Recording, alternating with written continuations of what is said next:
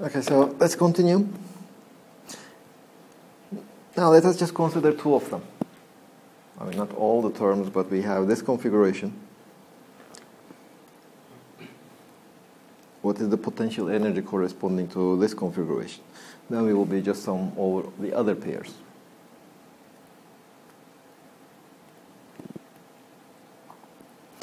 Now let me say this is the z-axis. Let's take that one. So this vector is d in the z direction. The other vector is minus d in the z direction. And the potential energy corresponding to these two charges only will be minus E times Q over 4 pi epsilon 0, 1 over R plus D in the Z direction, plus 1 over R minus D in the Z direction. And, well, R plus D in the Z direction, the absolute value, we can just write it as the square root of R plus D in the Z direction squared, which is equal to square root of R squared plus D squared plus RD times cosine theta. Cosine theta is the angle between the R and the Z hat. Times 2. So 1 over R plus or minus D in the Z direction, absolute value, this is equal to R squared plus D squared minus 2RD plus or minus 2RD cosine theta to the power minus 1/2. And this will be equal to R to the power minus 1/2 times 1 plus D over R squared plus or minus 2D over R cosine theta to the power minus 1/2. I just factor out R squared. No, it's R to the minus 1. This is 1 over R, 1 minus or plus D over R cosine theta, plus terms of the order of D over R squared. I just ignore the rest. So the potential energy corresponding to this single pair of charges is just minus EQ over 4 pi epsilon 0, 1 over R times 2.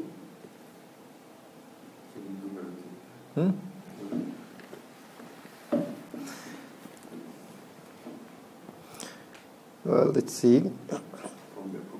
Oh, sorry, hold on. Then we have this. Now we need to go to the second order in D squared, D over R squared.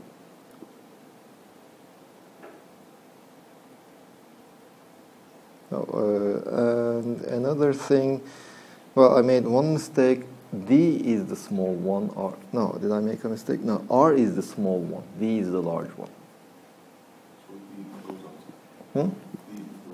D is the one going out. So this will be equal to, here I have a D. This is R over D. This is also R over D. R over D. D. R over D. And here we have a 1 over D. Well, this is basically it should be V0.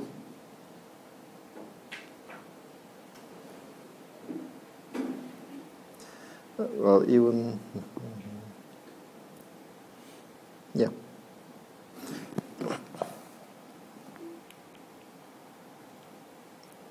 Let me check V0.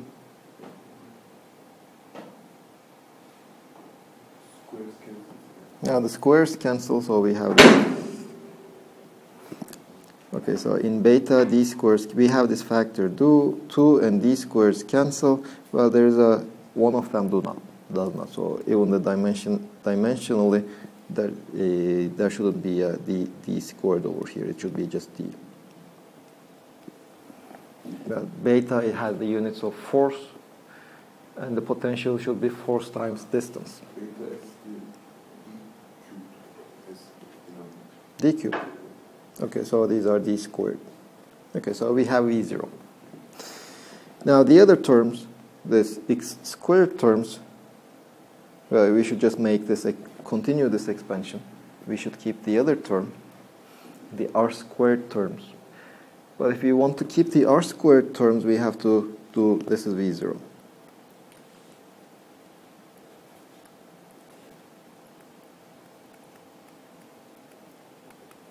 Well, the r squared terms, we have 1 over d,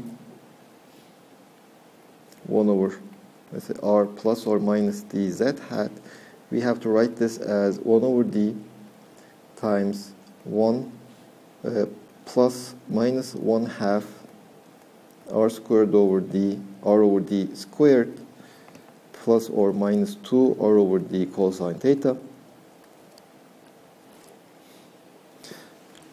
From the next term also we receive a r over d correction, so we cannot just stop here and take this r over d squared only.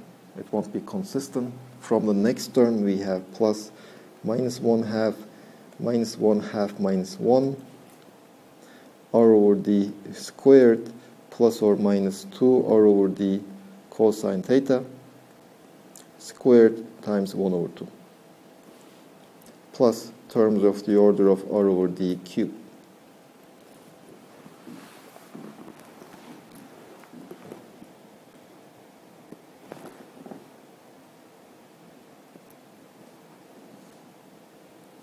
This is equal to, then we have to calculate 1 over, let me just write this one first.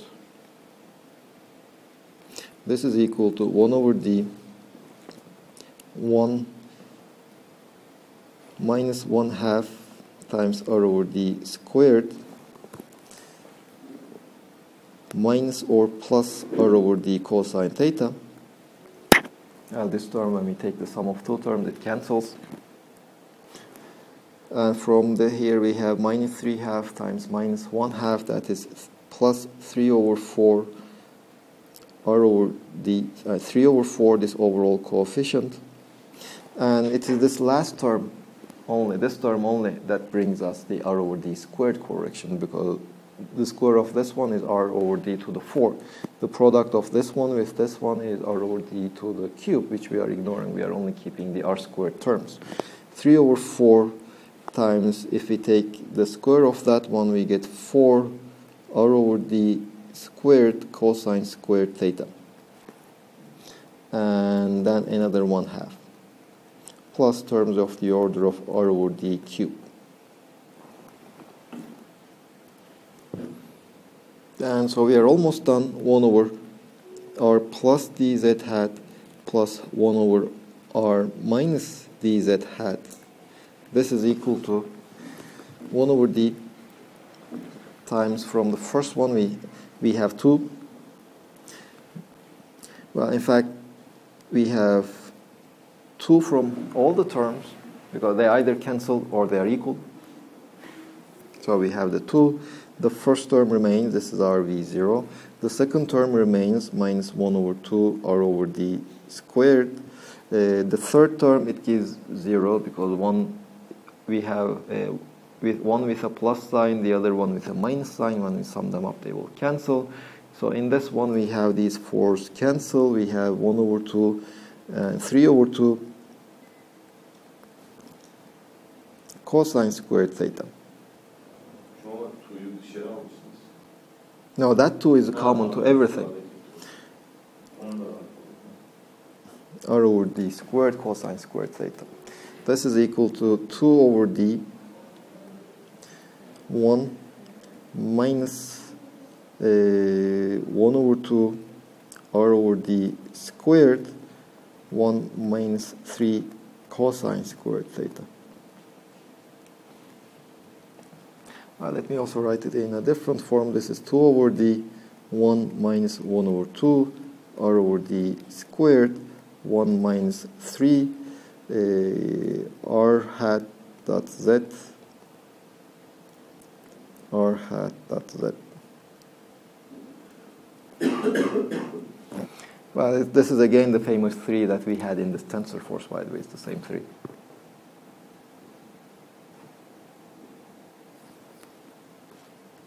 So basically, this is 2 over d, 1 minus 1 over 2 r over d squared, 1 minus 3 z over r, z squared over r squared.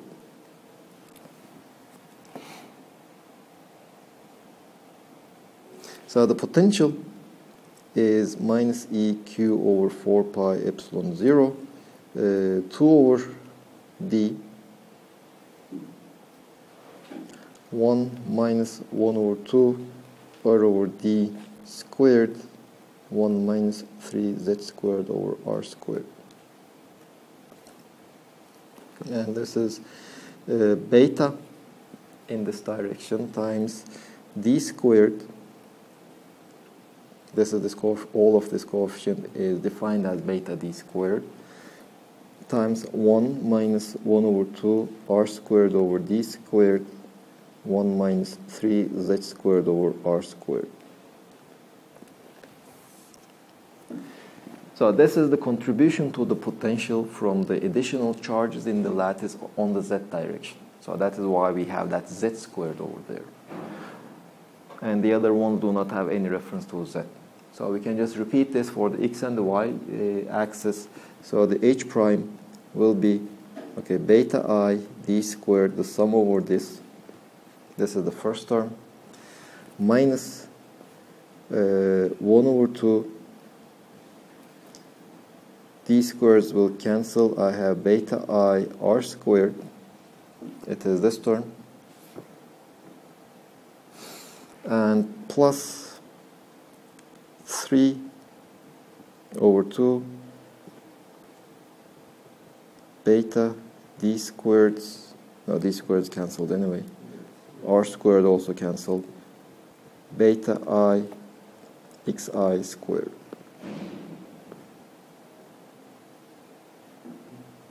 So let's look at the answer.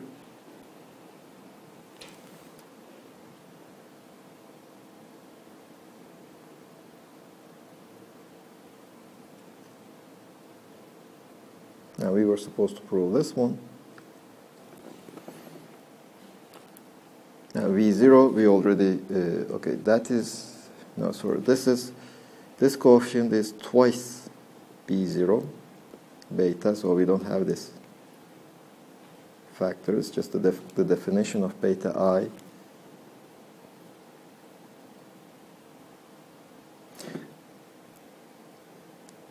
So 3 beta I xi squared is this term minus the sum over beta I times the r squared.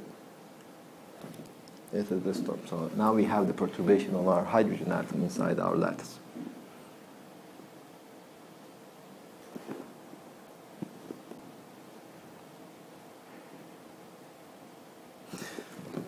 Now let's continue. This is part A, the ground state energy.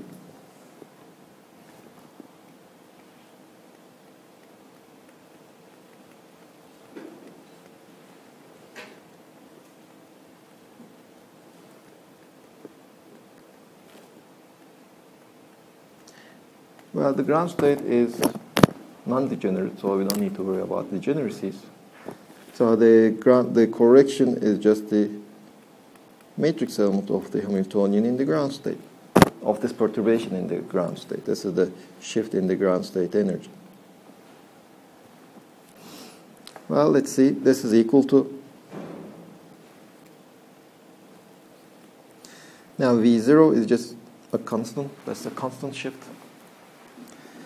Plus 3 psi ground state beta I xi squared minus sum over beta I psi ground state r squared. I'm not summing the, I mean, if I repeat the index, I don't write the summation. If you want, we can just add it. Now let's look at this one. Psi g x squared psi g psi g y squared psi g and psi g z squared psi g. Now, without doing any calculations, we can relate these three quantities. So how are they related? Okay, that's one relation, but just relation between each one, not the sum.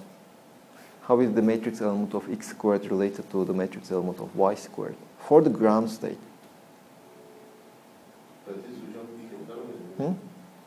No, I mean, we are at a single point, so I mean, the hydrogen is at a single point. In the well, you see, for the ground state, it's spherical symmetric. So x direction, y direction, and the z direction, they are the same for the ground state. And in fact, for any L equal to 0 state, it is spherical symmetric. So x squared, the matrix element of x squared, y squared, and z squared, they have to be equal. Now, if we look at non-zero L states, then they will be different. But since we are asked about the ground state, and the ground state has L equal to 0, which is spherical symmetric, so all of these things have to be equal. And as you said, since their sum should give me the matrix element of R squared, it is this one. It is also equal to this one, the 1/3 the matrix element of R squared. So we can just substitute it in the above expression. You see this xi squared, each one is 1/3 the matrix element of R squared. So we can just take it out. They don't depend on I. 1/3 cancels this 3. So matrix element of H prime, this is equal to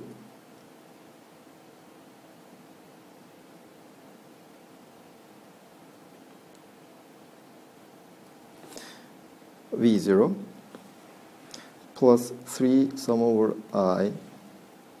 Beta I can just take it out. The remaining is the matrix element of xi squared, but we had just seen that whatever the value of I, that matrix element is 1/3 the matrix element of R squared minus the sum over I of beta I of the matrix element of R squared.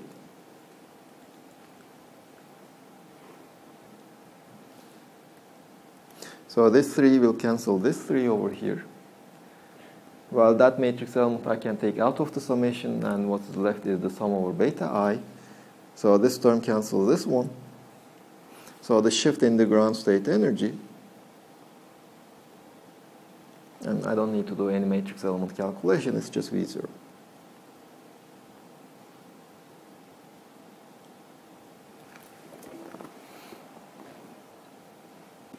So it's just this homogeneous shift.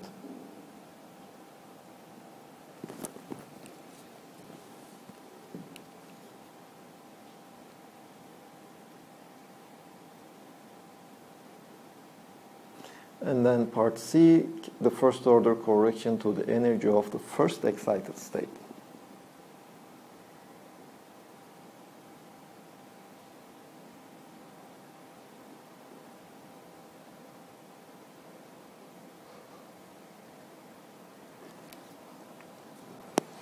Now let's look at the correction to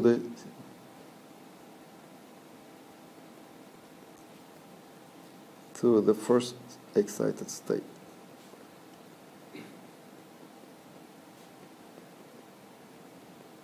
How many states we have?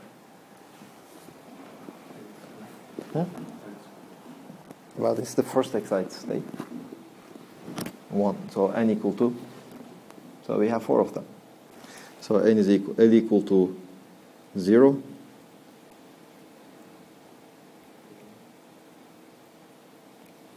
N equal to 2, L equal to 0. We have 1 state. And n is equal to 2, L is equal to 1. 3 states. So we have a degenerate system. Now the first thing we have to deal with is how do we diagonalize these states?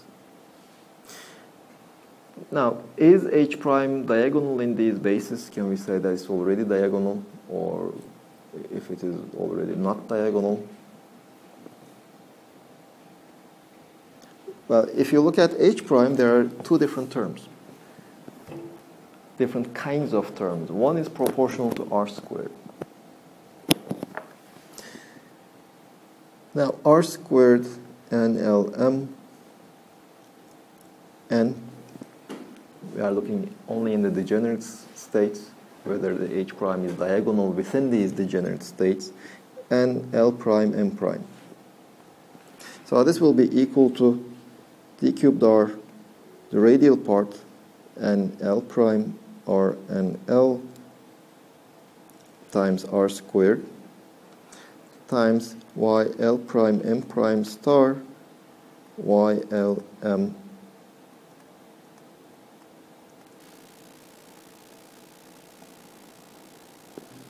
So this is equal to the R to the 4, R and L prime, R and L, from 0 to infinity. Don't forget the limits on your integration. In one of the homeworks, some of you were, the integral was from 0 to infinity, but you were using results from minus infinity to infinity in the hydrogen atom. And then we have the omega, Y L prime, M prime, Y L M, but the spherical harmonics are orthogonal to each other. So this is Kronecker delta M L, M M prime, Kronecker delta L L prime. So this is at least one way of seeing that off-diagonal elements are 0. Well, another way, without going through the integrations, is just look at this one. The commutator of L squared with L squared.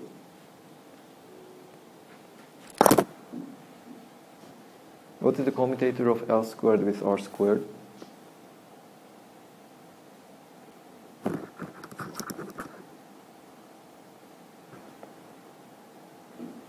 Well, you don't have to remember the operator itself, but L squared in spherical coordinates, it only involves derivatives with respect to R and with respect to theta and phi. It doesn't involve R. So they commute. So this should be 0. On the other hand, well, this is 0. On the other hand, if you just write the definition of the commutator, it is, you get that this is equal to H bar squared L prime plus 1 minus L plus 1.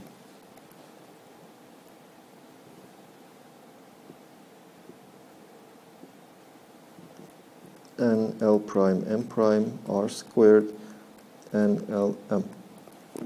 So if L and L prime are different, then the matrix element of R squared should be 0. Because if L and L prime are different, on the right-hand side, that factor is non-zero. The left-hand side is 0. On the right-hand side, that factor is non-zero, so the matrix element has to be 0. Well, you can just repeat the same thing for an L prime M prime R squared with LZ.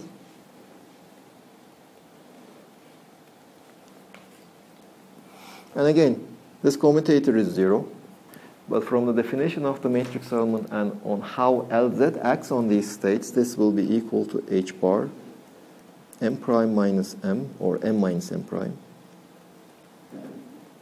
and L prime M prime R squared and LM. And again, the left-hand side is 0, and the right-hand side should also be 0, even for M is different from M prime. If M is different than M prime, that factor is non-zero, so the matrix element should be 0. So if L is different than L prime, or M is different than M prime, the matrix element has to be 0. So the second term in our H prime, this one, is diagonal. There's no problem with that. Now the problem is the first one. Because although R squared commutes with L squared and LZ, each X squared, Y squared, or Z squared, they do not commute with L squared, they do not commute with LZ.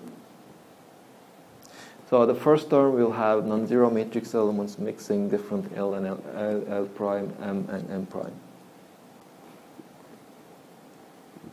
So H prime is not diagonal in the spaces. You have to first diagonalize H prime. And, well, I will avoid it. Well, we can still find some relations between the matrix elements.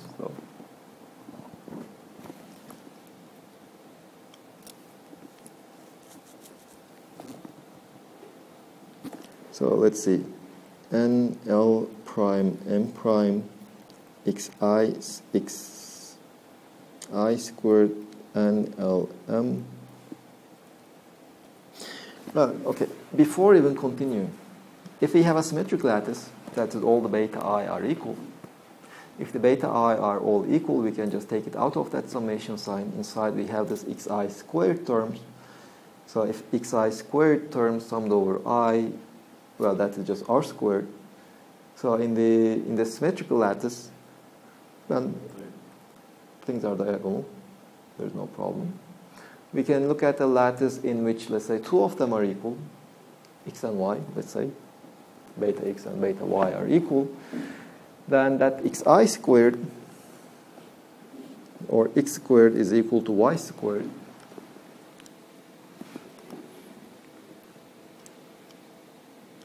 Let's look at various cases. Beta x is equal to beta y and equal to beta z.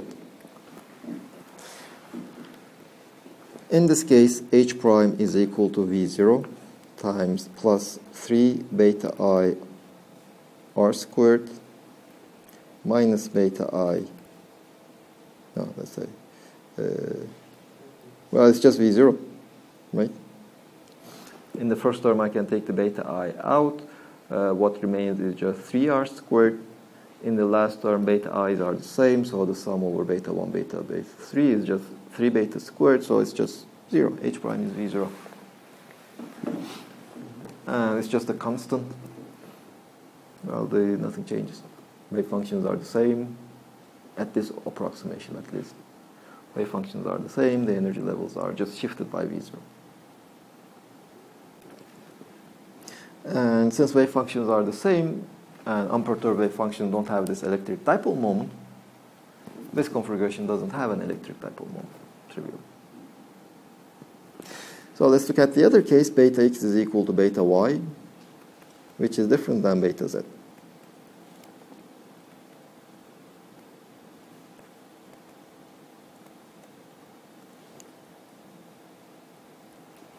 Now, in this case, v0, h prime will be v0 plus 3 psi g, let's write beta x, x squared plus y squared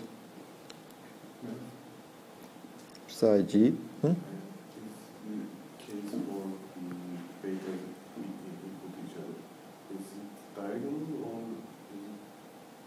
Constant. So it's diagonal.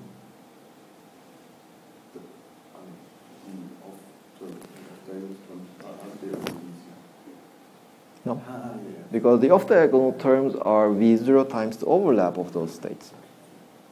And the diagonal ones are the overlap is just 1. The off-diagonal ones, the overlap is 0. And plus 3 beta z psi g x squared plus, not x, z squared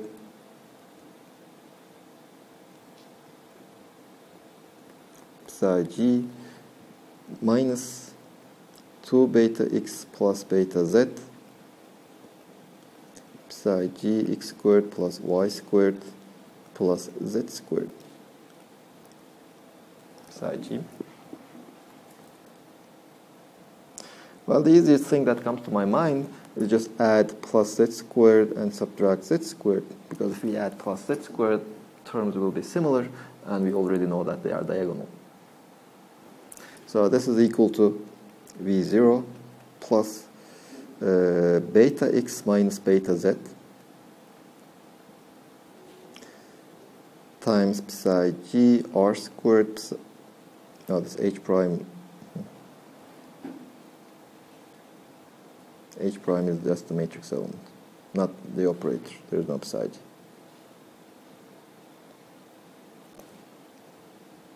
I'm just looking at the perturbation now.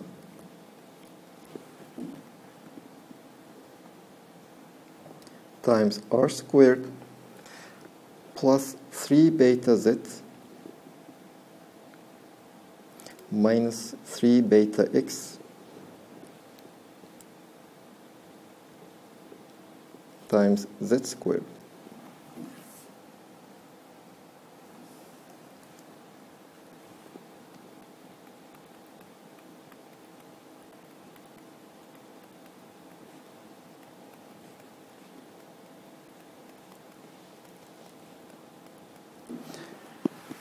Well, this is consistent with our previous result that if betas are all equal, beta x is equal to beta z, there are no corrections.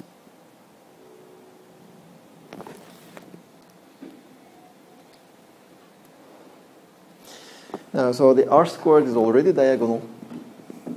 The problem will be with the z squared. Now let's look at which matrix elements will be non-zero. N, L prime, M prime, z squared, and L prime, M prime. Let's just, instead of this matrix element, let's look at this one, Lz and z squared. So what is this commutator?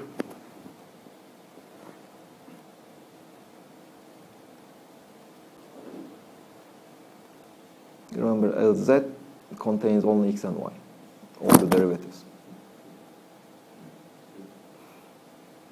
So it doesn't contain any derivative with respect to z, so that is 0. But on the other hand, if you use the definition of the commutator, this is just h bar, m prime minus m, and L prime, M prime, z squared, and so this is L and M. L and M. So this already tells me that N, L prime, M prime, z squared, and L, M, this is equal to 0 if M is different than M prime. So we already see that most of the off-diagonal matrix elements are 0. Now if N is equal to 2, only non-zero off-diagonal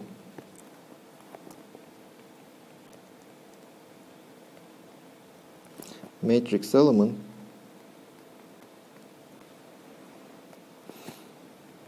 is N, well, N is 2, 2, 1, 0, z squared, 2, 0, 0. This is the only off-diagonal matrix element.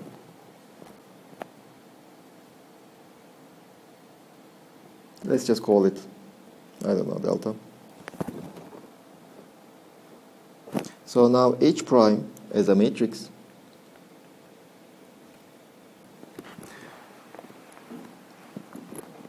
So what do we know? Okay, so let's see H prime. We already know, okay, this is our H prime. Now the R squared matrix element will be different, but it depends only on L. So L equal to 0, M is equal to 0, L is equal to 1, M is equal to 1, L is equal to 1, M is equal to 0, L is equal to 1, M is equal to minus 1 states. So this diagonal element, let's just call it epsilon. Now these off-diagonal, this one is 0, M is equal to 1 state will be 0. Then we have this M is equal to 0, M is equal to 0 states, so this is delta, 0.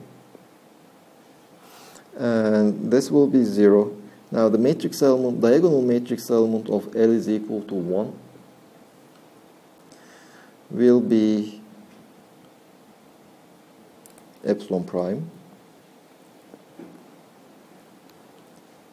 M is equal to 1 state, these are 0. This one is delta 0. L is equal to 1, M is equal to 0 state, again let's say epsilon double prime, 0. And L is the epsilon triple prime.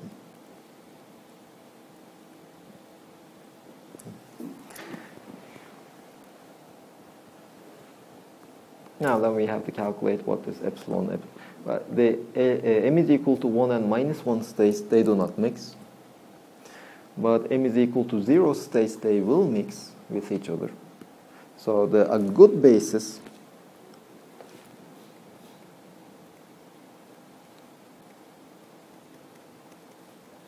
will be the L is equal to 1, m is equal to 1 state, L is equal to 1, m is equal to minus 1 state,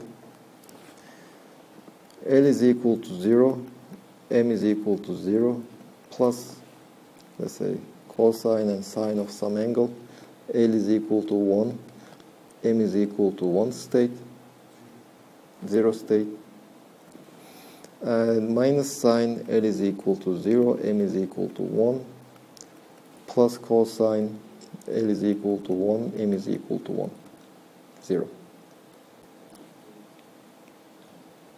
So these will be our good basis for some angle. Now, do you remember your chemistry courses?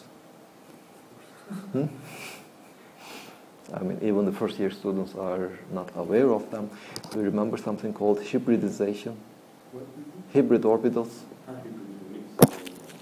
These are our hybrid orbitals.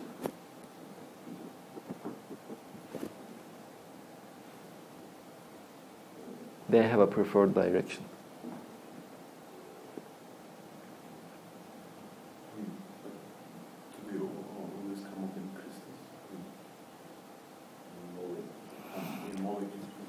Well, you see, what is this state? This system is different than the other systems. What is the difference of this system from other systems?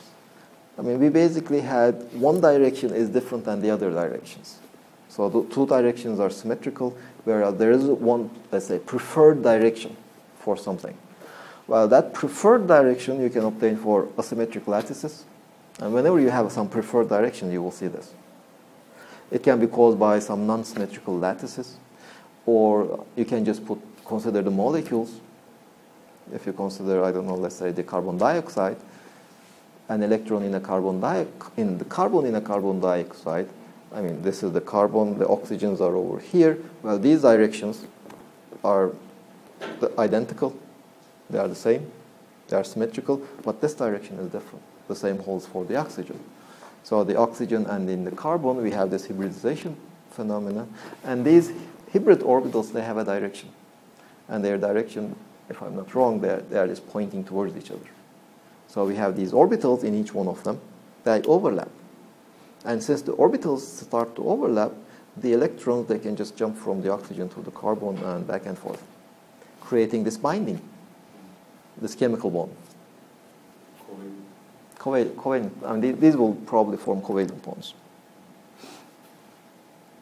In the ionic bonds, the electron just moves to the other ion, atom. And if you also remember what we did in a variational method, if you remember, we were using the linear combinations of atomic orbitals. So we just said that the electron wave function is just the sum of the orbitals corresponding to different hydrogens. The same thing will happen over here. So the wave function of an electron will not be an orbital of the oxygen or the carbon, but it will be a linear combination of those two. And hence we form a bond. So there is a covalent electron that is shared between different atoms.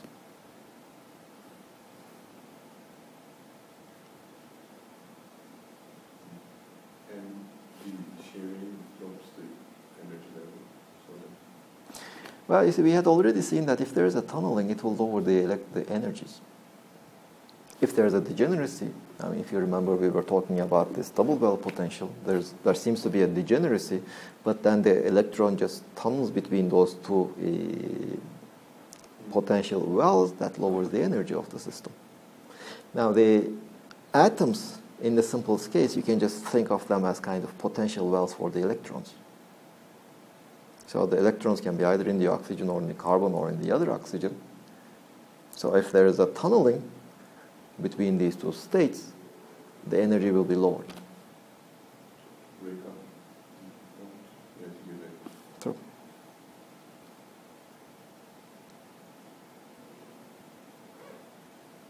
Yes, any questions?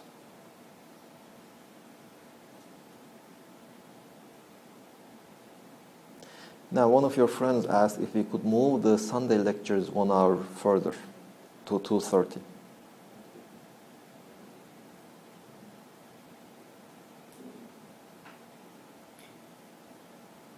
Okay, so the Sunday lectures will be 2:30. Will you be coming to the exam? Okay. Okay. So, I mean, we will still have the midterm Sunday at 1:30. But afterwards, when we have the Sunday lectures, we will have it at 2:30.